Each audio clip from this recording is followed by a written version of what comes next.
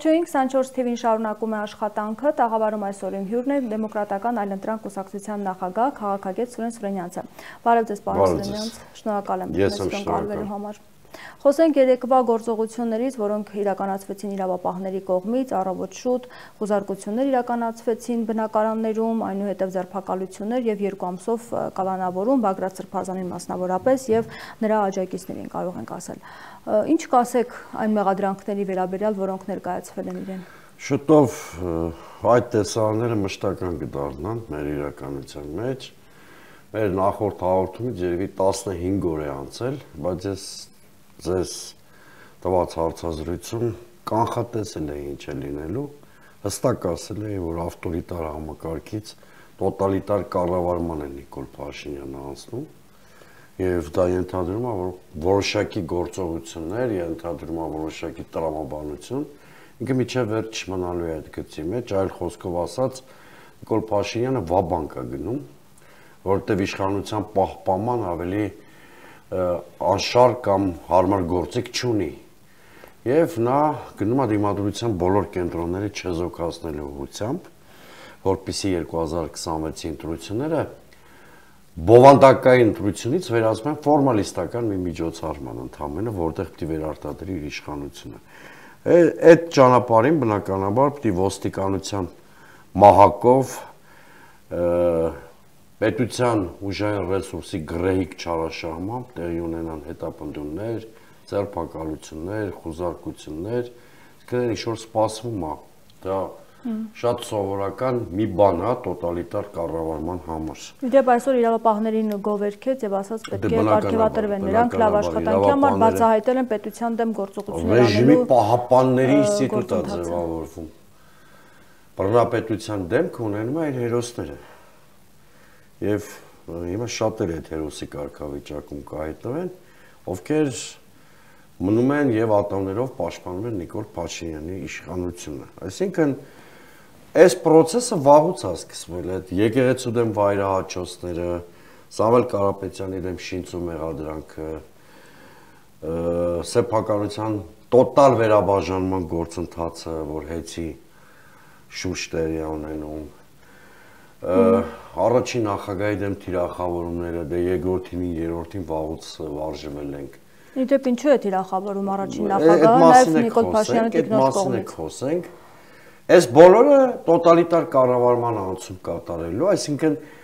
Նիկոլ Փաշինյանը խնդիր է դրել, որ հանրային կյանքի բոլոր ասպեկտները պետք է լինեն իր տոտալ վերահսկողության ներքո։ Միայն այդ ձևով այնքը պատկերացնում կամ հնարավոր համարում իշխանության պահպանումը։ Մյուս կողմից, երբ որ խոսում են կոնկրետ երեկվա ձերբակալությունների մասին, ինձ այնուամենայնիվ խիստ մտահոգել է նաև ձայնագրությունների բովանդակությունը։ Որովհետև նույնիսկ ազնիվ նպատակի համար փոփոխությունների համար տրիգեր կամ առիթ չեն կարող, ազդակ չեն կարող հանդիսանալ քաղաքական բռնությունը։ Այսինքն Նիկոլ Փաշինյանի տոտալիտարիզմին հնարավոր չի հաղթել քաղաքական բռնությամբ կամ անպատասխանատու ծայրահեղականությամբ։ Եթե պարզե որ այդ ձայնագրությունները ճիշտ են, աղճատված չի, արհեստական բանականությանը գործի չեն դե ամեն դեպքում կասկածի տակ են դնում փաստաբանները։ Բնականաբար չեմ վստահում, բայց պաշտպանական կողմն էլ առայժմ համոզիչ փաստարկներ չի ներկայացել, որ դրանք, այսպես ասենք, շինծու են։ Բնավ չեմ արտարացնում իշխանության ռեպրեսիվ մեթոդները էլի եմ կրկնում, որտեվ մարդիկ գնում են ծայրահեղ լուծումների որոնման հենց իշխանության բիրտ քայլերի հետևանքով։ Միշտ տենց է, երբ որ քաղաքակիրթ բոլոր տարբերակները փակում ես, մարդկանց մոտ առաջանում է գայթակղություն դիմելու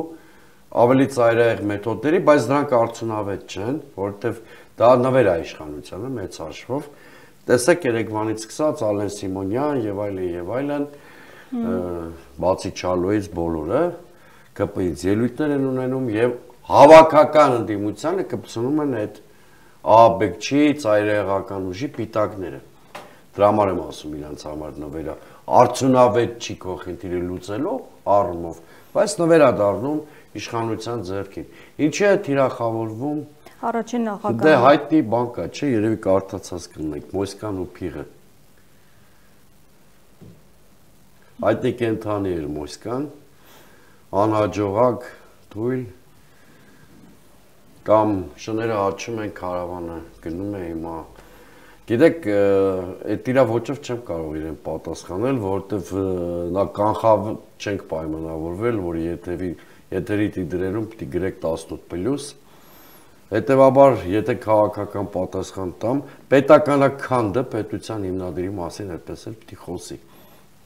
Հնարավոր չի, որ պետականություն քանդես, կործանես պետականություն եւ արժևորես պետականության հիմնադիրին, որտեղ եթե պետականության հիմնադիրին արժևորես, քո ձախողումները, քո նվաստացուցիչ քաղաքականության հետևանքները ավելի տեսանելի կդառնան։ Ինքը դրա համար ամեն ինչ անում, որում մեղադրանքներ են ներկայացնում, Կամազուրկ է 2008 թվականի գործողությունների կապված իրականում շփված մարդկանց կանչեք եթեր, ոնց որ օրինակ ինձ, ես իրականում Տեր-Պետրոսյանի հետ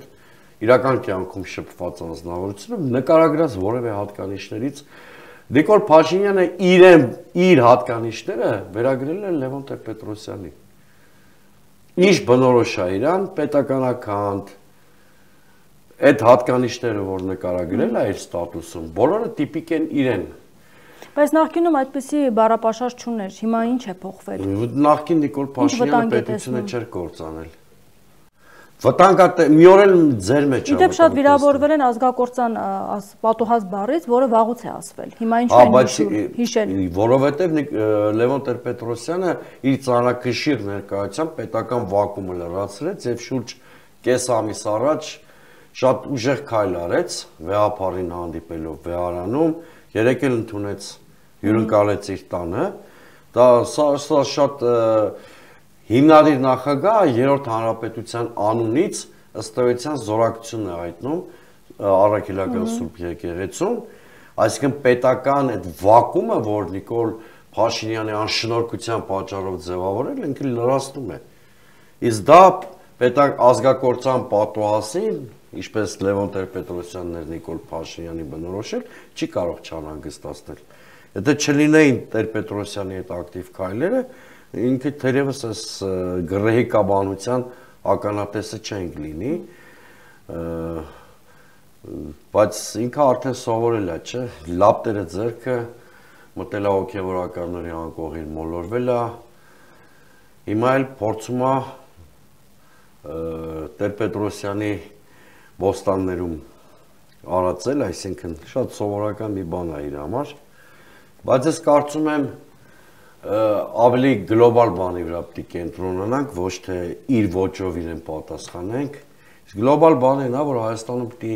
ի վերջո քաղաքական մեծ կոնսոլիդացիա տեղի ունենա, որ առաջ Նիկոլ Փաշինյանից ազատվելու համար։ Այսպիսի ճնշումների դեպքում հնարավոր է քաղաքական կոնսոլիդացիա, ընդդիմությունը ինչ հնարավորություններ ունի։ Միշտ հնարավոր է։ Դրա համար առաջնորդություն եւ ծրագիր, երկու բան է պետք է հավատացեք։ Հասարակության դժգոհությունը Նիկոլ Փաշինյանից հասել է պիկին։ Շատ լավ գիտի, որ աջակից չունի։ Բայց ընդդիմությունը հասկանում է, որ գործողությունների գնա, Փաշինյանն էլ իր գործողություններին է գնալու եւ կալանավորումներ են սպասվում։ Գիտեք, քաղաքական ճանապարհը նաեւ բանտով ու տառապանքով անցնում։ Ոչ մի բաղձալի նպատակի առանց փորձության հասնելը։ Բայց կանխվում է նրանց ցանկացած գործողություն, որ ուզում են իրականացնել։ Ուրեմն պետք է ավելի արդյունավետ աշխատանքի ձև գտնենք։ Այդ բռնությունը անխուսափելի է լինելու իշխանության։ Բայց ես ուզում եմ մի բան հիշեցնել, երբ որ Մոսկվան Ղարաբաղ կոմիտեի անդամներին ձերբակալեց 88 թվին դեկտեմբերին, հա, անմիջապես ասպարեզ եկավ Ղարաբաղ 2-ը կոմիտեն։ Այսինքն պետք է այնպիսի ինստիտուցիոնալ մի շարժում ստեղծվի, որտեղ լիդերներին թիրախավորելը հարցի լուծում չդառնա, ընդհակառակը դա խթան հանդիսանա համաժողովրդական շարժման ավելի թեժացման։ Դա հնարավոր է։ Էլի ես պնդում եմ, որ հնարավոր բոլոր ամենայն դեպս մենք չպետք է մարսենք այն, չպետք է թույլ տանք, որ Նիկոլ Փաշինյանը մարսի եկեղեցին Սամվել Կարապետյանի հետ արածը։ Որտեւ եթե դա թույլ տվեցինք ինքը մարսեց, սա կնշանակի, որ թույլ ենք տալիս Հայաստանում տոտալիտար ռեժիմ հաստատվի, որի պարագայում արդեն ես ձեր հետ կհամաձայնվեմ։ ընդվզողը 1-2-ն են լինելու, որոնք շատ արագ կալանավորվել են։ Հիմա ճակատագրական պահ է մեր քաղաքական կյանքում երկրի։ Կամ Նիկոլ Փաշինյանը հաջողելու է տոտալիտար իր ձգտումներում, հետո փոփոխությունները Հայաստանում մեծ ցնցումներով տեղի ունենան, ինչը ցանկալի չի, որովհետև ցնցումները կարող են շատ ուժգին լինել։ Կամ մենք հիմա թույլ չենք տալու իր տոտալիտար նկրտումների իրականացումը եւ համեմատաբար անցնցում իրեն հեռացնելու ենք մինչև 2026-ը կամ հենց 2026-ին։ Գիտեք, եթե Նիկոլ Փաշինյանը զորբայությամբ կարճեց իշխանությունից ատամներով, առաջիկա 2-3 տարվա ընթացքում Հայաստանում անխուսափելի է լինելու քաղաքացիական պատերազմը։ Ու այս այդ պարագայում փոփոխությունները մեծ ցնցումներով ու մեծ զոհությունների գնով ենք ունենալու, որից կարող են նույնիսկ արտաքին թշնամին օգտվել։ Հետի հետ կապված ինչ զարգացումներ կարող է լինել, Փաշինյանն ասում է արդեն իսկ պլանը կա, գործնական փուլ են մտնելու առաջիկայում։ Հերթական հանցագործության մասին հրապարակային խոստովանությունն է, որովհետև սեփականության ինստիտուտը արևմտյան դեմոկրատիայում ամենաանձրմխելի ինստիտուտներից մեկն է, որի դեմ ոտնձգությունը խաթարում է սահմանադրական կարգը երկրի, ոչ մի օրինական մեխանիզմ չկա առանց սեփականատիրոջ հետ համաձայնություններից սեփականության վերաբաժանում անելու։ Այսինքն, այդ որ իրանք մեծամասնություն են, չի նշանակում իրանք գործողություն կարող են անել պետականության սահմանադրական հիմքերի դեմ ու դա համարվի լեգիտիմ։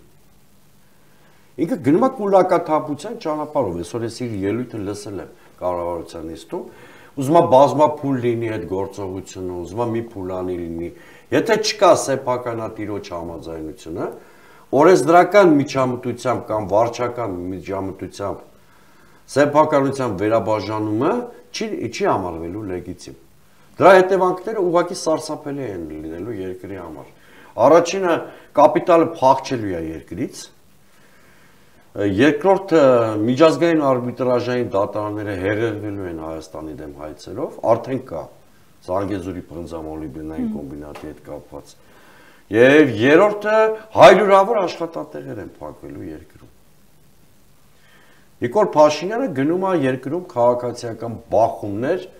ավելի ստույգ ասեմ, քաղաքացիական պատերազմ եւ քաոս հրահարելու ճանապարհով։ Իսկ ինչու, ինչ է դա իրեն տալու։ Միայն այդ ճանապարհն է ինքը հնարավոր համարում իր իշխանության պահպանման համար։ Դրա համար ասեցի վապանգային խաղացող է։ Նիկոլ Փաշինյանը այլևս վարչապետ չի, կամիկադզե է, որը գնում է քայլերի,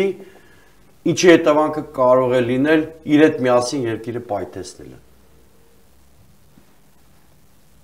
Դրա համար եմ ասում, հիմա կամ պիտի կանխենք այս մարդու քայլերը, կամ մենք ունենալու ենք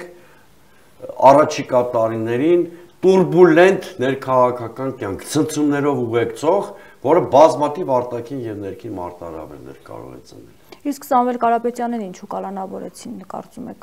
Բացի այն պատճառաբանությունը, որ իրենք ներկայացնում են, ինչ վտանգ տեսավ նա։ Լավ, իրաց պատճառաբանությունը կներեք տուալետի թղթի արժեքը չունի, այդ պատճառաբանությունը ժամանակ արված հայտարարություններ։ Լսեք, իշխանությունը զավթելու, ասում է կոչ վառացիկ փորձեմ հիշել, ինչ ասել։ Մենք մեր ձևով կմասնակցենք, նույնիսկ միջամտել բառը չի ասել։ Հիմա ես իմ ձևով ինչ-որ բանի, որ ասում եմ, մասնակցելու եմ։ Դա նշանակում է, որ իշխանությունն ուզում է զավթել։ Չէ, դա որևէ ձևով չի նշանակում, որովհետև ձեր տաղավարի հյուրը Սուրեն Սուրենյանը ահաբեկչական հետագիծ չունի, որ իմ ձևը դուք հասկանաք ահաբեկչական գործողությունը։ Այսինքն նախկինում չի արել նման գործողություններ։ Այդ հայտարարությունը բանը ընդհանրապես բռնության հետ ավերս չունի։ Այդ դեպքում ինչ վտանգ էր տեսնում Փաշինյանը, ինչու նրան կալանավորեց։ Տոտալիտար համակարգ որպեսզի կանա, դիմադրության բոլոր կենտրոնները պիտի ոչնչացվեն։ Իսկ Սամվել Կարապետյանը եկեք համաձայնվեք, որ իր ռեսուրսներով, իր բիզնեսով, նաև այն միջավայրով, որտեղ գործում է, բավականին ազդեցիկ ֆիգուր է, վերջի խոշոր կապիտալ է, շատ քիչ հայազգիներ կան, որ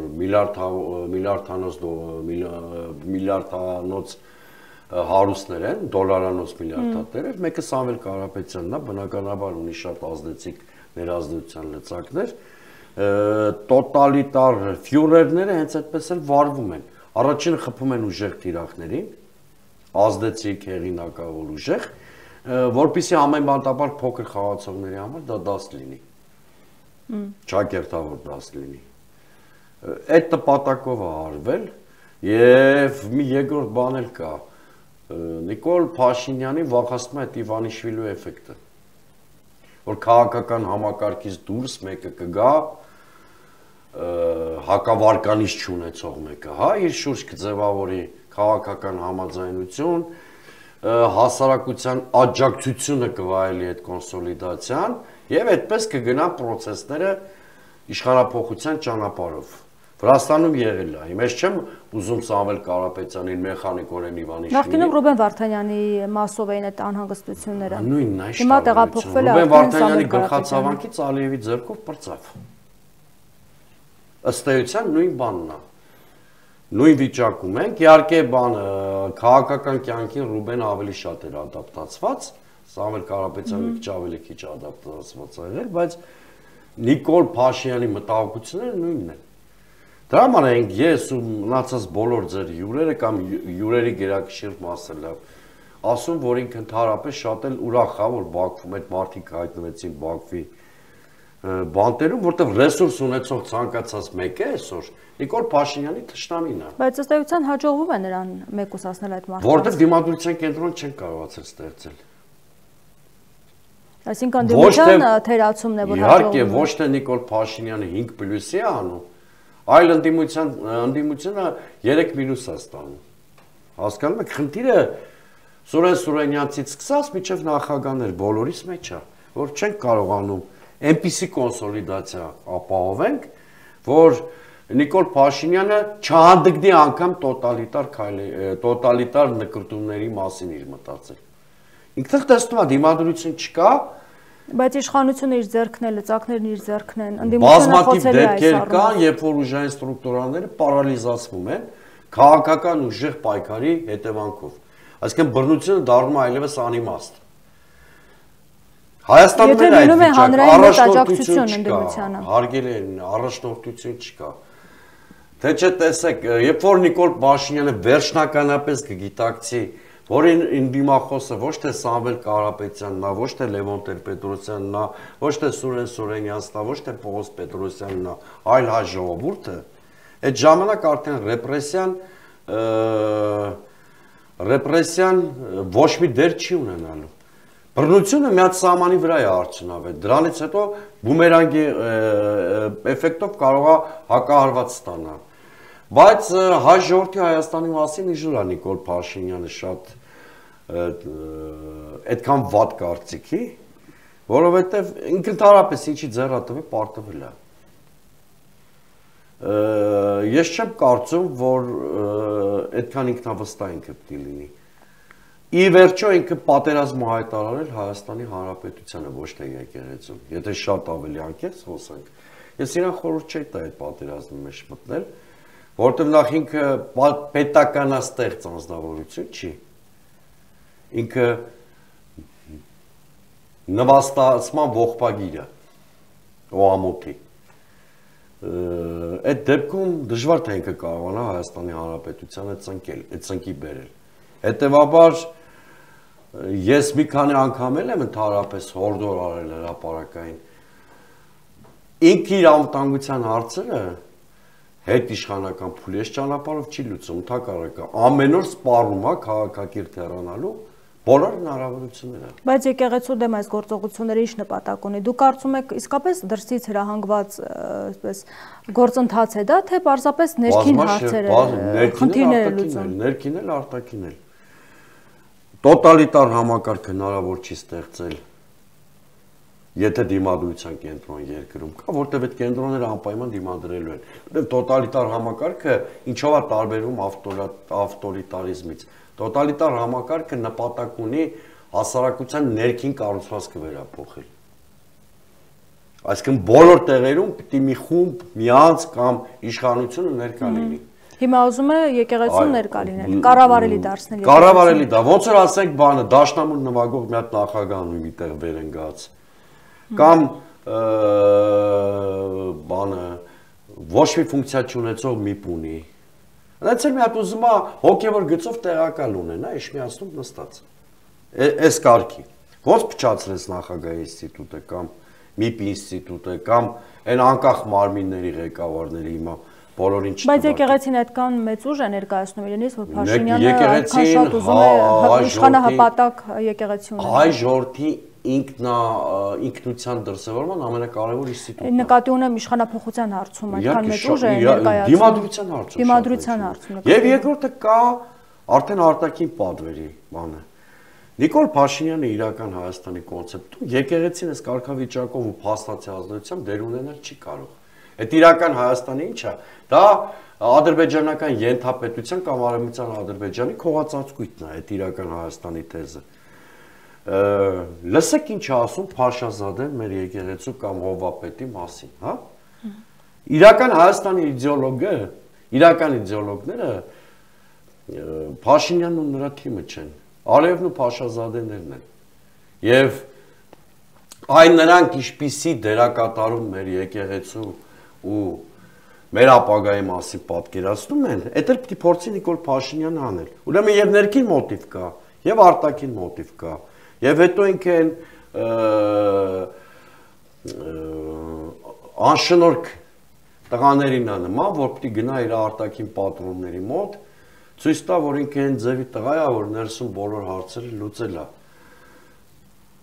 որ թաղից մատրիաշի նշանակեն։ Այդ կարգավիճակի է բերել երկիրը։ Ինքը ոչ թե պետության ղեկավարի կարգավիճակում է այլևս իրեն պատկերացնում, այլ ամեն ինչ անում է, որպեսզի Էրդողանի կողմից թաղից մատրիաշի նշանակվի։ Էս է խնդիրը։ Հիմա Թուրքիա այցը դուք ինչպես կգնահատեք, առանձնապես մանրամասներ չի ներկայացվում, կարծիքներ կան, որ բավականին դժգոհ է եկել Փաշինյանը, այն սպասումները, որ ուներ։ Ստամբուլն է, հարգելի Էրմին, Ստամբուլ բառը բացեք, 2 օրվա տարբերությամբ կտեսնեք ինչ ա եղել, այցը ինքներդ կգնահատեք։ Ինքը գնում է Ստամբուլ։ Նույն օրը ոստիկանությունը այստեղ ուժեղացված ծառայություն իրականացնում։ Ես արտաքին քաղաքականության մասն եմ։ Այդ նշանավոր պալատում հանդիպում ա ունենում Էրդողանի հետ։ Ընդհանրապես դրանից 2 օր հետո նույն Ստամբուլում հավաքում են իսլամական համագործակցության կազմակերպության երկրների արտգործնախարարները եւ ամենահակահայկական բանաձևն ընդունվում այդ կազմակերպության։ Որին արձագանքեց նաեւ Հայաստանի արտգործնախարարությունը։ Ամենահակահայկական, ուրեմն 0 չէ, մինուսային նշանակություն ունեցել Փաշինյանի Ստամբուլյան այցը։ Այլապես 2 օր հետո գոնե կաշխատեին ինչ-որ բալանսավորված, մանավանդ Թուրքիայի նախագահությամբ այդ նիստը տեղի ունեցել։ Ամեն ինչ կաներ Թուրքիան, որպեսզի ինչ-որ բալանսավորված, օրինակ տեսեք ՆԱՏՕ-ի գործընկերները չեն կարողանում ՆԱՏՕ-ի շրջանակներում կամ այլ ֆորմատով Թրամփին ստիպեն շատ հակառուսական հայտարարության տակ ստորագրի, որտեղ նա ասում է կարգավորման գործընթացի մեջ եմ, չէ, Պուտինի հետ։ Նույնը, եթե նրա Ստամբուլյան այցը ինչ-որ նվազագույն դրական էֆեկտ գոնե ունենար, Ստամբուլի այդ վարչակագիրը խայտարակ չենք ունենա։ Այսինքն սա եւս մեսիջ էր Հայաստանի իշխանությանը։ Նույն օրը, երբ որ այդ այցը տեղի էր ունենում, հենց 2 ժամ հետո ես մոնիտորինգի ենթարկեցի թուրքական մամուլը եւ բոլոր առաջատար Անադոլուում, մյուս պարբերավ իրանց լրատվական ռեսուրսներում կարմիր գծի պես անցնում էր այդ նույն թեզը, որ քանի դեռ հայ-ադրբեջանական հարաբերությունները կարգավորված չեն, լուրջ բան մի սպասեք։ Նույն բանը անընդհատ։ Հա, այսինքն այդ այցը զրոյական արդյունք է ունեցել։ Ինչ ասեմ, այդ պատմականություն կարող էր ունենալ այդ այցը, եթե մենք մեր օրակարգով գնայինք, շոր թեկուզ փոքր, բայց ինչ-որ քաղաքական տեղաշարժ տեսնենք հարաբերությունները։ Բայց արդյոք դա չի խոսում այն մասին, որ Հայաստանի իշխանությունը պատրաստ չէ զիջումների, դրա համար էլ համաձայնություն չեն գալիս Թուրքիայի հետ կամ Ադրբեջանի հետ։ Լսեք, Բայց ինչու այդ դեպքում չի կնքվում պայմանագիր, եթե պատրաստ են ամեն ինչ ստորագրել եւ համաձայնեն։ Որտեւ ավելի ստանալու ակնկալիք ունեն։ Իհարկե բարեբախտաբար Իրան-Իսրայելական պատերազմը այս սցենարով չգնաց, որ մեր համար ողբերգական հետևանք կարող է ունենալ, բարեբախտաբար։ Բայց միևնույնն է, Ադրբեջանը եւ Թուրքիան հայցում են Հայաստանից ստանալ նոր զիջումներ, Իմիջիալս Թուրքիայում շատ վտանգավոր հայտարարություններ ա Նիկոլ Փաշինյանն արել հայ ամենքի հետ հանդիպում։ Թուրանի հետ կապված հայտարարությունները։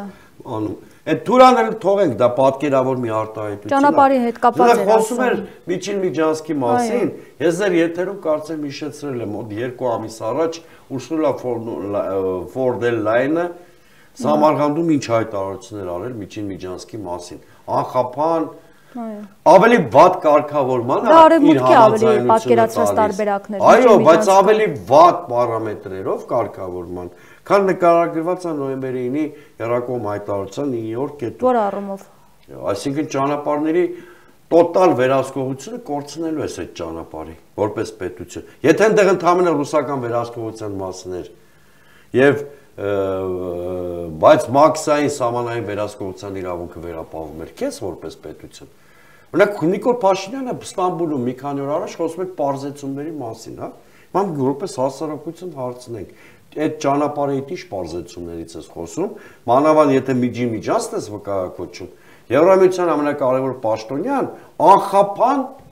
իսկ անխափանը նշանակում է մաքսային սահմանային վերահսկողության բացակայություն։ Ճանապարհի մասին է խոսացել։ Դե իրենք համատում են Վրաստանի հետ, ասում են Վրաստանի հետ անխափան չէ։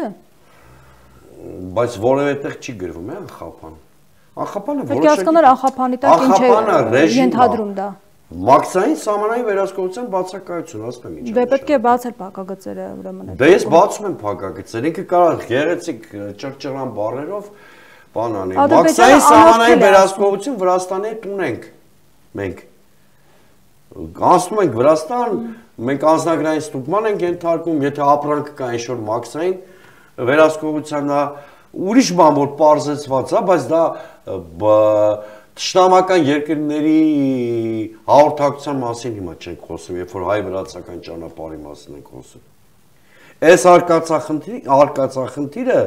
կարծում եմ մենք առանց դաշնակիցների եւ առանց անվտանգային որևէ համակարգում լինելու կարող ենք առանց բանը Թուրքիայի եւ Ադրբեջանի հետ ու առանց միջնորդների հարաբերություն կարգավորել։ Սա թազա փորձանք, նոր փորձանք է լինելու այս ժողովրդի գլխին։ Իրեւ այսօր փոխարգոց նախարարն ասում էր ինչ է որ հապկում ենք ավելի խոցելի չենք։ Ինչ է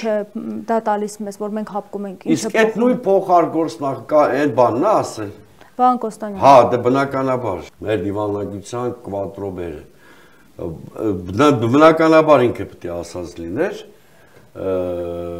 որովհետև այդ խիստ կպայական թեզ է, զարմացած կլինեի, որ պրոֆեսիոնալ դիվանագետ է ասածել է։ Դե բայց նա արտահայտում է նախարարի կարծիքը, առհասարակ իշխանության կարծիքն է արտահայտում։ Դե ասեցի ով է մեր դիվանագիտության համար։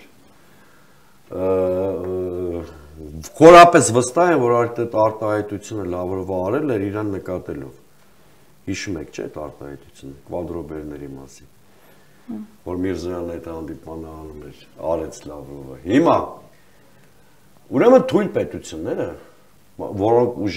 բալանս անվտանգային խզում ունեն իրենց ավելի ուժեղ հակառակորդների հետ, առանց դաշնակիցների կամ առանց անվտանգության որևէ համակարգում լինելու շատ խոցելի են լինում եւ դեսերտի կարգավիճակով կլանվելու են իրենց այդ ուժեղ հակառակորդների կողմից։ Ես կարող եք վստահ լինել, սա Սուրեն Սուրենյանցը չի օրինել, սա միջազգային հարաբերությունների առաջին կուրսի առաջին դասախոսությունների նյութն է։ Դե ասում է չի կարող այսքան երկար շարունակվել, ի վերջո պետք է մենք հստակություն ունենանք հապկի հետ կապված եւ որոշում կկայացնենք։ Այդ օրն էլ հստակությունը կնշանակի ինքնակամ Հայաստան իրեն դնում է թուրքական զոհասեղանին։ Դրանից բխող հետևանքներով։ Թուրքերը քեզ կլանեն, քեզ ժպտալով։ 1915 թվին էլ այսօր բան նախորդել էլի։ Ասում եմ, այդ մարդիկ դիվանագիտություն միջազգային հարաբերությունների մասին զրոյական պատկերացում ունեն, զրոյական։ Այս արկածախնդրության վերջը լինելու է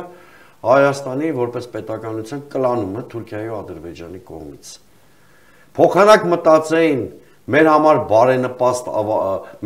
բարենպաստ ավարտ ունեցավ Թուրքի այդ իսրայելա-իրանական հակամարտությունը։ Փոխանակ մտածեին այդ հակամարտության բարենպաստ